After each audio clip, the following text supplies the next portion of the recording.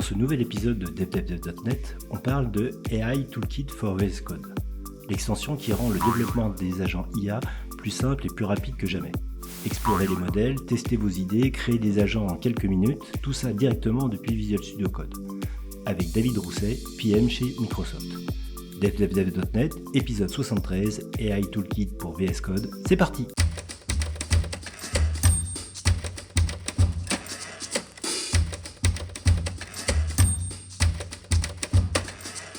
Donc pour nous présenter ce fameux AI Toolkit for Visual Studio Code, je précise bien Code, on reçoit donc David Rousset qui est PM, je crois, de ce...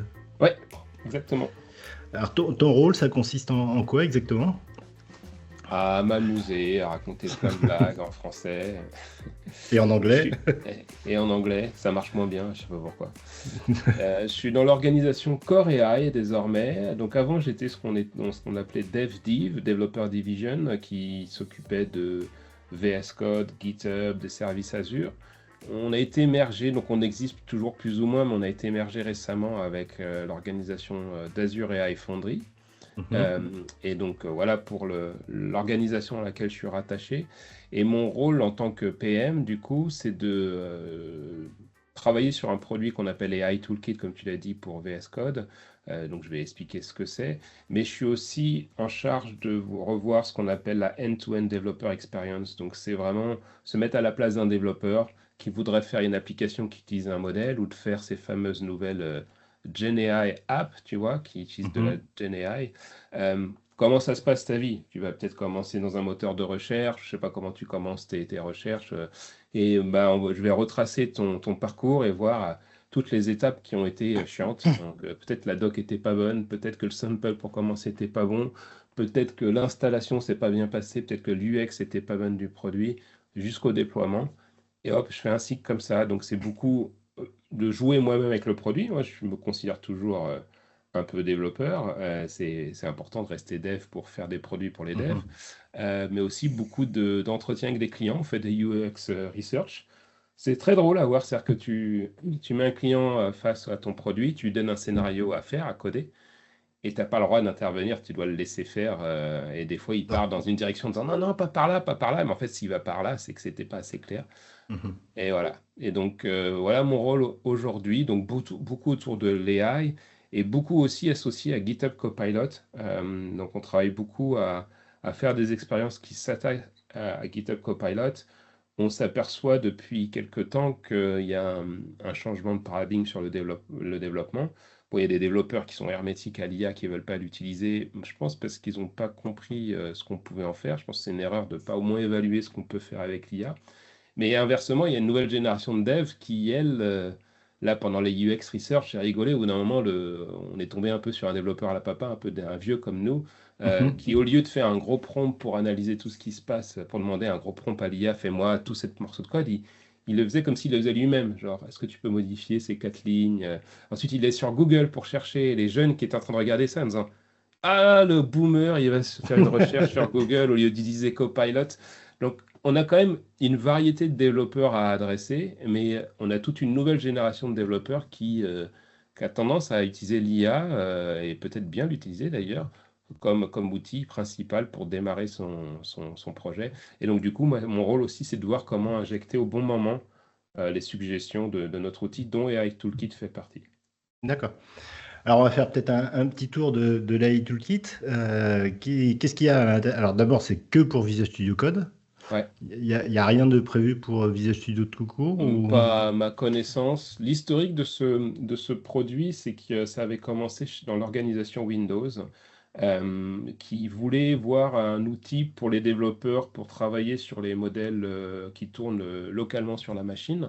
Donc, vous savez, les LLM tournent sur des grosses puces NVIDIA en général dans le cloud, hein, que ce soit chez Microsoft, Google, AWS, Anthropic, etc. Mais il y a des modèles qu'on appelle SLM qui peuvent tourner sur ta machine pour des tâches plus précises et des fois même des LLM qui commencent à tourner sur les machines. Et donc, bien sûr, Windows, comme eux, ils sont plutôt attachés à valoriser la machine que tu as sur ton bureau. Regardez comment se débrouiller pour supporter le format Onyx. Donc, Onyx, c'est un des formats euh, dans lequel est stocké language model, et comment ensuite avoir des outils pour faire du fine-tuning de modèles existants, pour transformer des modèles existants vers le format supporté par Windows. Et donc, ils nous ont donné ce bébé-là à ce moment-là, Mhm. de notre côté. Et de l'autre côté, on avait des gens qui étaient plutôt avec un background de data scientist, puisque ce qui est assez compliqué quand on joue avec l'IA, c'est que tu as quand même tout un panel de différentes personnes qui peuvent être intéressées. C'est ceux qui vont faire les modèles, fine-tuner les modèles, tester les modèles. Et les devs comme nous, enfin, je sais pas, Laurent Ouais. et Richard, j'ai souvenir que vous êtes des devs proches de moi. Nous, on va plutôt les utiliser et évaluer du coup la performance, faire du code qui va bien marcher avec un modèle particulier. Donc les AI Toolkits, son rôle, c'était vraiment d'essayer d'adresser ce marché qui est assez vaste, hein, et on l'améliore au fur et à mesure en fonction des retours des gens, puisque l'IA, ça reste quand même quelque chose d'assez récent, et tout le monde apprend un peu en marchant. Donc l'AI Toolkit a commencé comme ça, et c'est pour ça que vous pouvez voir un peu les deux catégories que je vous ai décrites dans Ouais. le produit. Une qui va être plutôt pour quelqu'un qui démarre, qui ne sait pas trop comment s'y prendre pour comment je joue avec un modèle, c'est quelles sont les capacités du modèle. Donc il y a un playground intégré. D'autres qui vont avoir des connaissances plus avancées. Là, en général, il faut plutôt des data scientists ou une bonne connaissance de comment on entraîne un modèle ou on teste un modèle, jusqu'à des transformations historiques qui venaient de Windows de modèles vers le format Onyx. Donc, c'était fait sous VS Code. Alors pourquoi? Parce que je sais qu'on a peut-être des fans de Visual Studio.NET dans la pièce. Euh, Tu as partagé d'ailleurs récemment, Richard, j'ai vu là, je crois que c'était sur LinkedIn, le classement des langages. Ouais. Euh, Python aujourd'hui est énormément utilisé dans tout ce qui est IA, pas uniquement pour l'aspect data science et tu vois, entraînement de modèles, mais même dans l'écriture du code des apps. Bon, moi, je suis pas un grand fan de ce langage, hein, mais en fait, il faut mettre de côté ta religion quand tu fais un produit. Ouais. Faut être, Tu faut être réaliste. regardes, ouais, tu regardes le marché. Et donc, nous, VS Code, c'était l'outil le plus adapté pour adresser ce segment-là, sachant que du coup, VS Code, ça tourne sur Windows, Linux, Mac, enfin, Ouais, ça tourne partout, quoi. partout. Mhm. Ok, donc on a une première partie qui est le catalogue des différents modèles.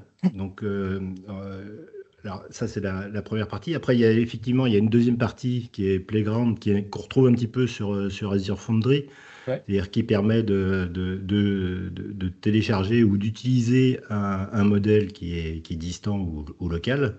D'ailleurs, en local, ça supporte quoi? Ça supporte Olama, Foundry ouais, local. c'est une bonne question. Alors, déjà sur les modèles, sur la première partie, on expose. Il faut savoir que AI Toolkit, c'est devenu un package d'extensions. Donc, tu as l'extension AI Toolkit même historique.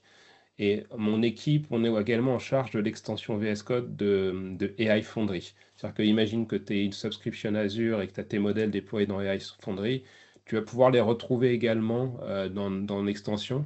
Donc on Mhm. travaille avec eux pour faire le lien entre le portail Azure et VS Code. Donc il y a une histoire Azure, il y a une histoire aussi avec GitHub. Donc GitHub, souvent les gens, un des freins qu'ils ont en tant que développeurs, on va dire, seul ou dans une petite équipe, ils disent c'est quand même compliqué de trouver un modèle avec lequel je peux jouer pour pas cher, quoi. J'ai pas envie de donner ma carte bleue. Il y a plein de gens qui trouvent ça super chiant, la partie subscription à Azure, tandis que GitHub, c'est quand même beaucoup plus simple. Souvent, tu peux avoir une sub GitHub parce que tu as GitHub Copilot ou parce que tu mets ton code sur GitHub. Et donc, les modèles, il y a des modèles qui sont hébergés sur GitHub, donc on appelle des GitHub Models, que tu peux également utiliser depuis iToolkit dans le Playground. Et Mhm. ça va utiliser, forcément, tu as un système de quota de token associé à ta sub, tu vois. Donc, il y a Ouais. une partie free où tu peux, dans la première partie, si tu veux tester comment ça marche, c'est assez bien.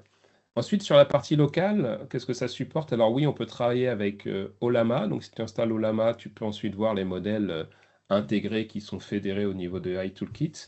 Récemment, on a bossé avec Foundry Local, donc qui est la Mhm. partie locale créée par les gens de AI Foundry. Et donc on supporte le format Onyx, donc ça c'est historique depuis Windows. Et ensuite, ils vont tourner en fonction des capacités de ta machine. soit sur ton CPU. Alors, en général, si tu peux faire tourner que sur le CPU, t'es foutu, hein, parce que le CPU, faire tourner un modèle de langage, il va mourir. Ou alors, faut pas être pressé, hein. Mais ça peut tourner comme un backup plan si tu veux au moins tester un petit peu comment ça fonctionne.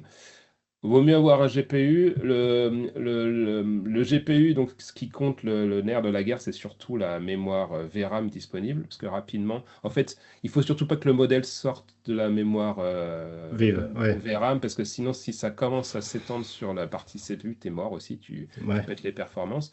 Donc, en fonction de votre GPU, bah, vous pouvez avoir quand même des modèles qui tournent bien, hein. Moi, la dernière vidéo que j'ai faite, là, je charge un modèle qui a je sais plus combien de milliards de paramètres, qui prend 16-20 gigas de ma 5090, et ça Ouais, tourne bien, quoi. t'as une bête de course aussi, hein. Oui, alors effectivement, le GPU coûte 2500, je sais plus combien ça coûte, très Ouais, cher.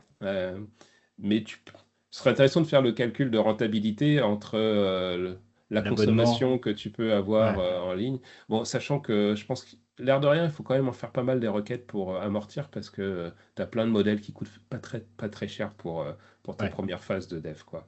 Mhm. Et on a également un support de ce qu'on appelle les NPU, donc Neural Processing Unit, qui sont vraiment du hardware spécialisé pour l'évaluation des modèles. Donc tu peux retrouver dans certaines surfaces les Copilot plus PC que tu peux Mhm. avoir. Euh, mais à nouveau, un NPU qui est dans les dernières surfaces, c'est un dixième de la puissance de calcul de mon GPU, en fait, hein. Donc, Ouais, ouais. il va falloir Et- trouver des scénarios vraiment très précis, parce que du coup, tu peux utiliser sur la machine de dev pour aussi viser des devices qui l'auraient. Typiquement, si tu vises des devices Copilot plus PC, tu peux Mhm. t'entraîner à voir justement alors quels sont les scénarios où je peux limiter le modèle pour pas qu'il sature.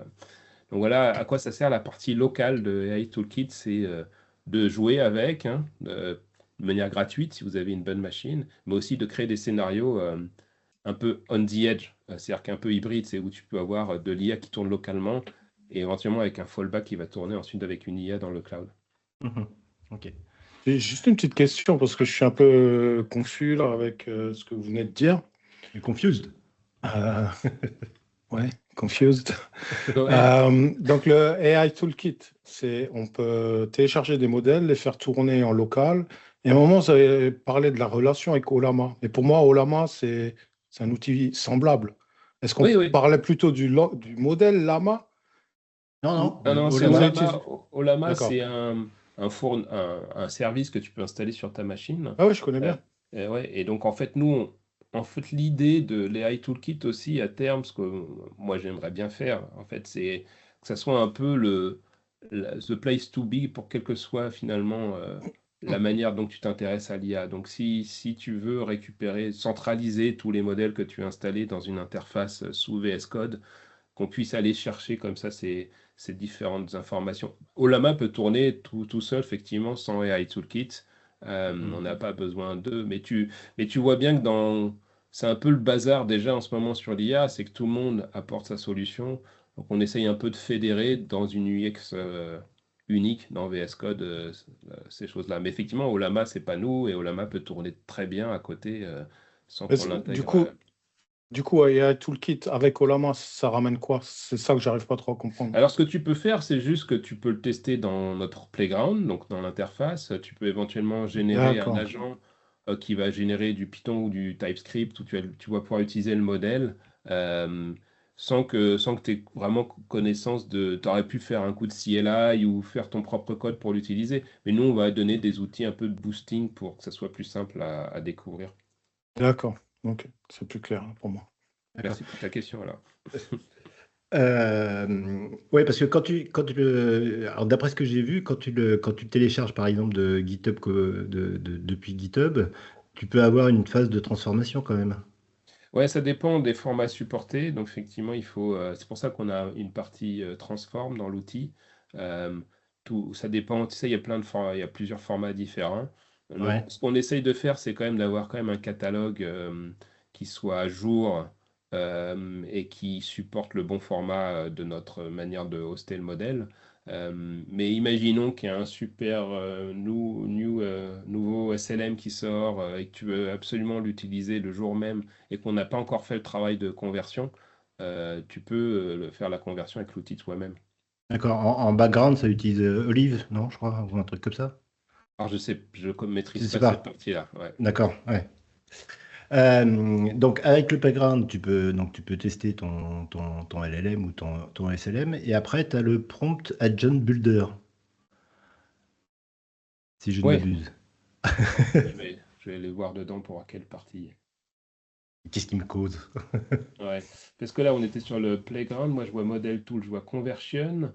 Agent builder, c'est ça que tu appelles? Ouais, c'est ça, ouais. Ouais, l'agent builder, en fait, c'est un truc qu'on. Pareil, c'est comment démarrer un agent de manière simple. C'est quoi un agent en fait, hein? Alors, il y a plein de débats sur qu'est-ce que c'est un agent, c'est un sans fin. Mais en gros, bah, tu vas choisir le LLM qui t'intéresse ou le SLM éventuellement en fonction de ses capacités.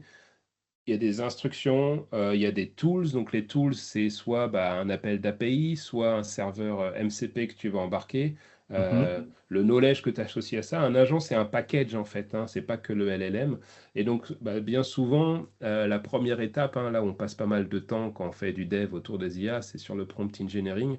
Bah, ça va te permettre de le fabriquer et de le tester en direct, pas uniquement avec le modèle, mais avec un ensemble d'outils associés. Donc tu commences à te rapprocher de ce que tu vas voir en prod en général, puisque c'est la phase où on utilisait uniquement les LLM, ça remonte à longtemps, il y a Ouais. peut-être 2 ans. Ouais, C'est voilà. pas longtemps. Il n'y a plus personne qui fait ça. Mais du coup, une fois que tu as sélectionné le modèle et que tu veux le packager sur un agent, tu peux passer sur l'agent builder qui va ensuite te fabriquer un agent que tu peux utiliser. Et comme on travaille également avec le AI Foundry, quand tu crées un agent côté AI Foundry avec l'autre extension, bah, l'idée c'est qu'il apparaisse dans le portail AI Foundry de l'autre côté. Je ne sais pas si tu as déjà utilisé les AI Foundry, mais il y a un service qui s'appelle Agent Service où l'idée c'est aussi de te packager sous forme d'une plateforme SaaS quelque part, où on te gère la gestion de la conversation, tu sais, les plusieurs threads, la gestion du contexte, de la mémoire, tout ça c'est packagé dans un service qui s'appelle AI Foundry Agent Service. Et bah, pareil, quand on crée un agent depuis notre extension VS Code, il va apparaître de l'autre côté.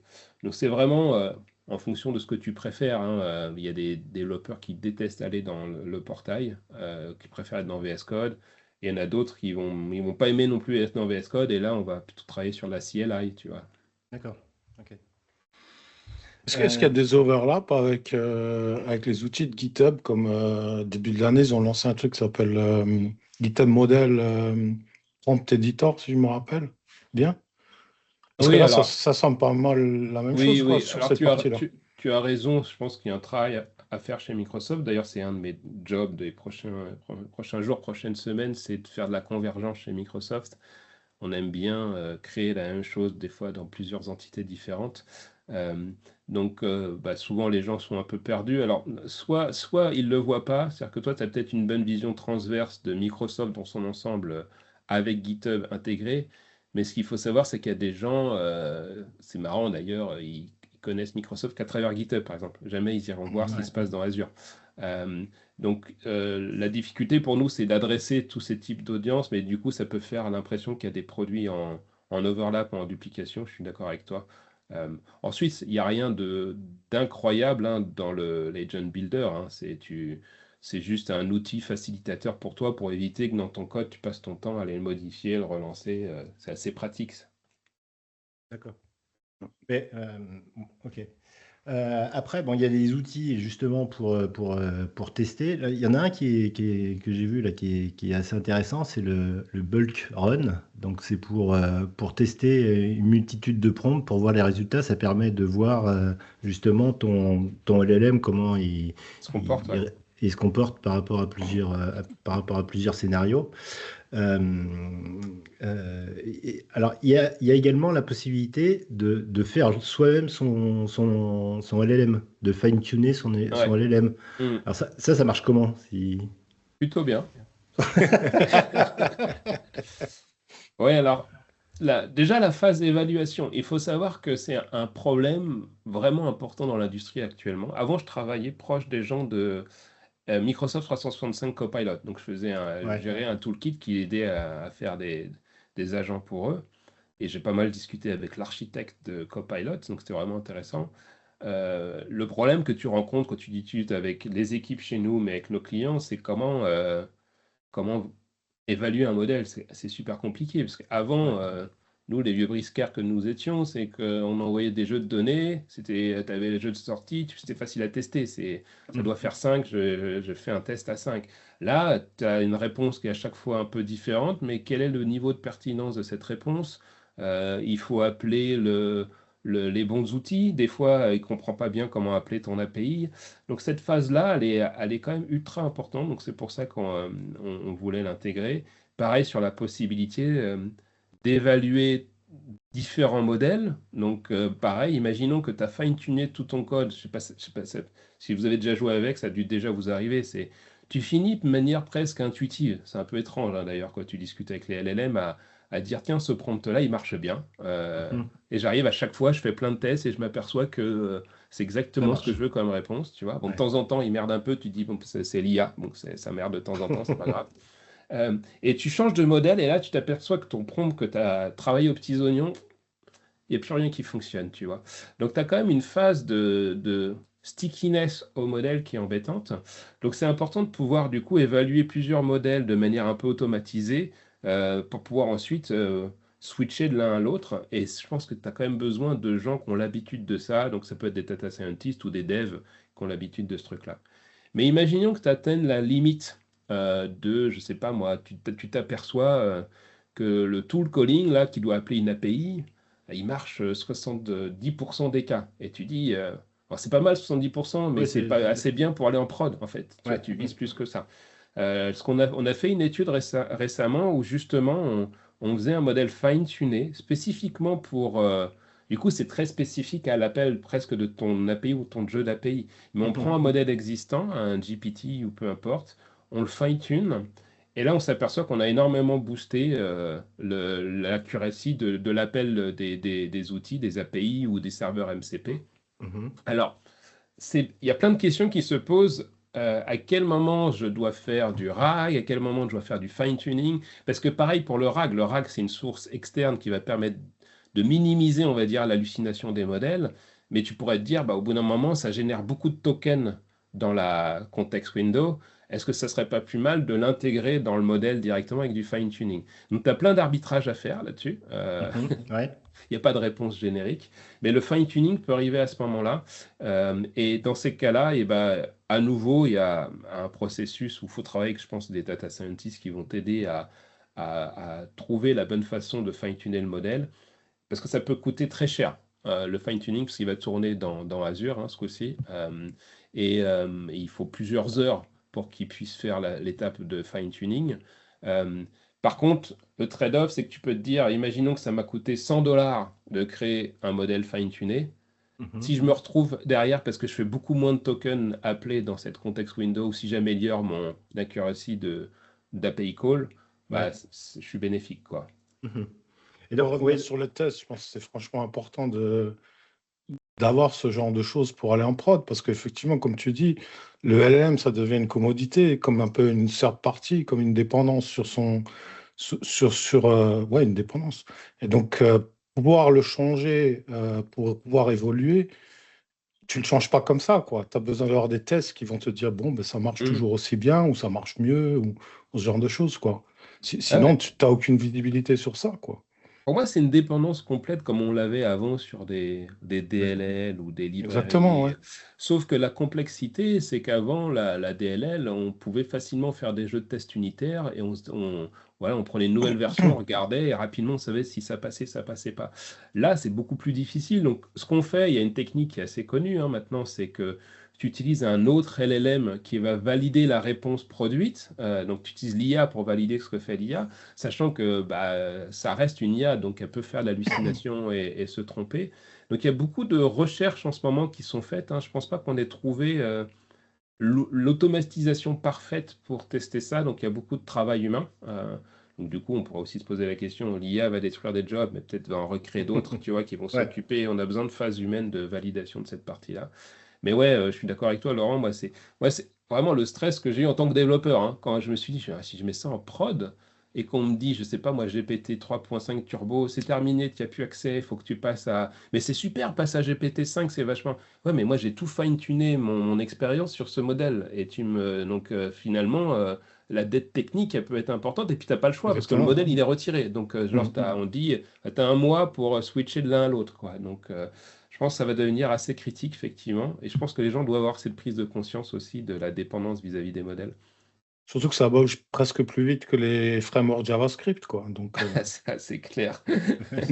Ça bouge vite, ça bouge vite. Ensuite, il y a quand même pas mal de choses qui sont arrivées, qui sont dans la dernière partie de l'outil. On voit MCP, donc Model Context Protocol, donc ça a été créé par Anthropic, où il commence à avoir l'industrie commence à réagir à tout ce bordel ambiant, je pense, pour essayer de dire bon, comment on peut faire communiquer tout ça correctement.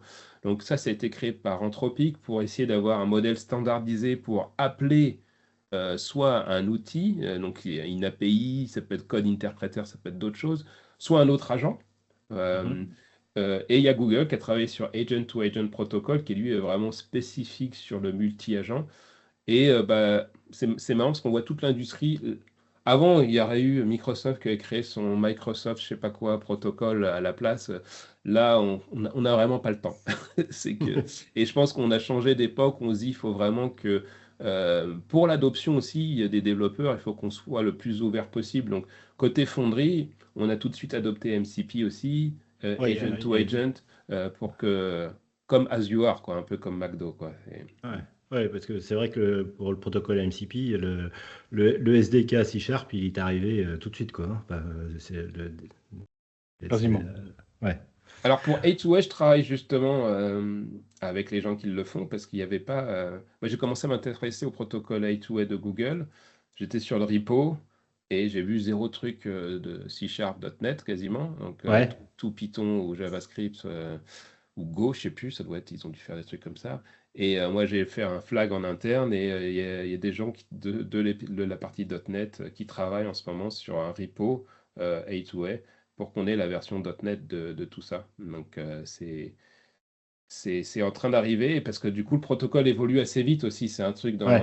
là, l'IA, Bah c'est ouais. faut suivre, quoi. Donc, en tant que dev, t'as pas envie de te saouler à dire ah, ils ont changé la présentation du JSON de la carte ou je sais pas quoi. Ouais. Voilà. Ouais, c'est pareil pour le protocole MCP. Tous les 2 mois, il y a un nouveau draft qui sort. Ça, Ouais, c'est...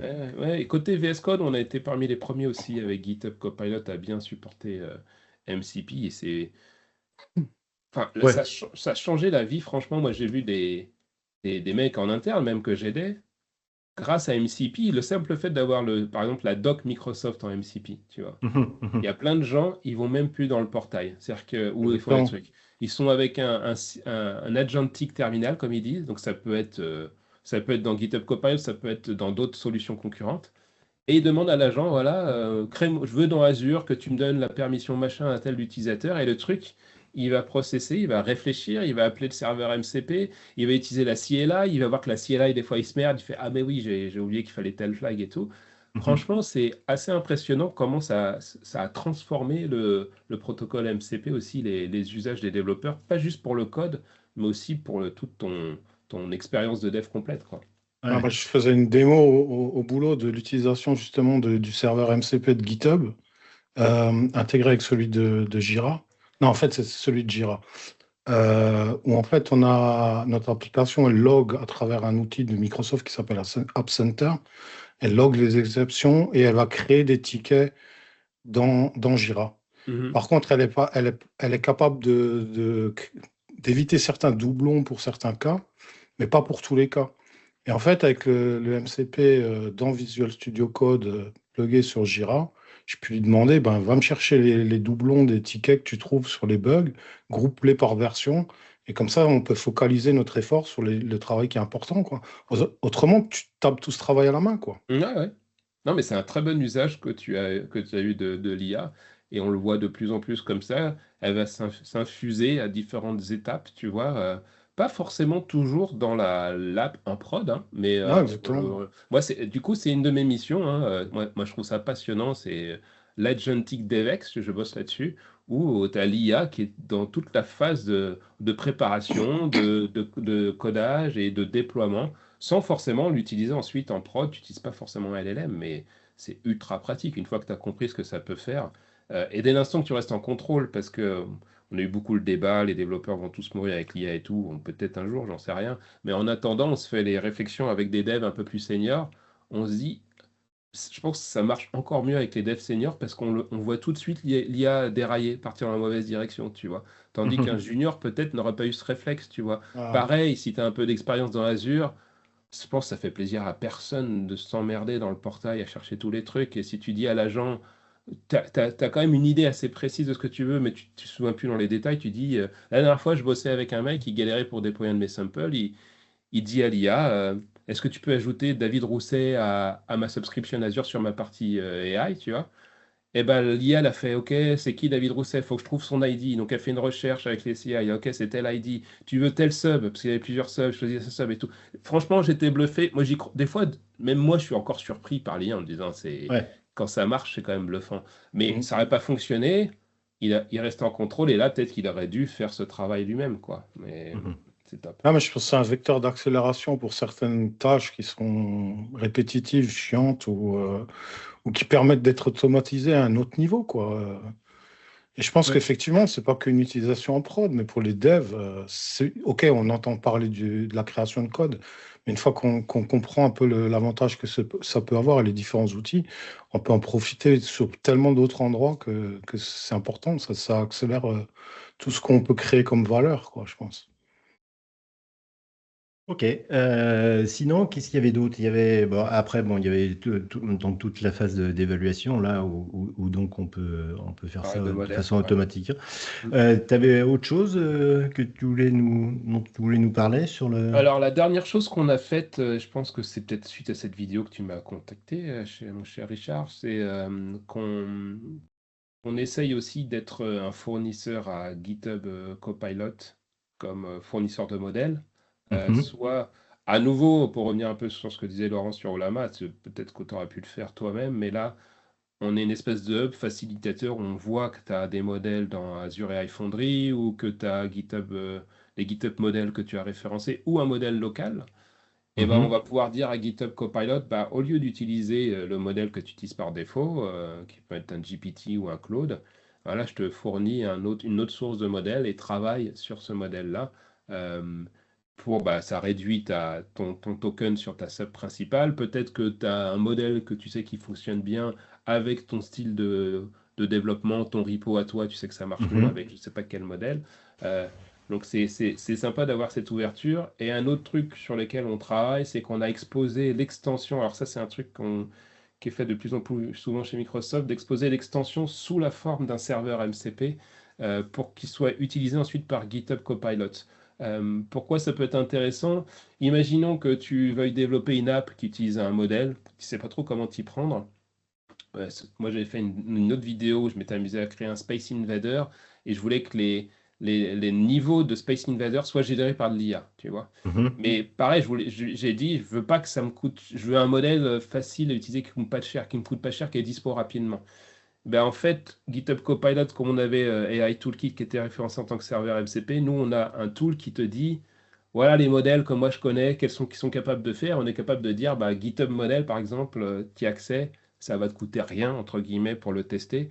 Donc, par Mhm. défaut, te faisait une suggestion dans la génération de code, tu vois, pour utiliser ce D'accord. modèle-là.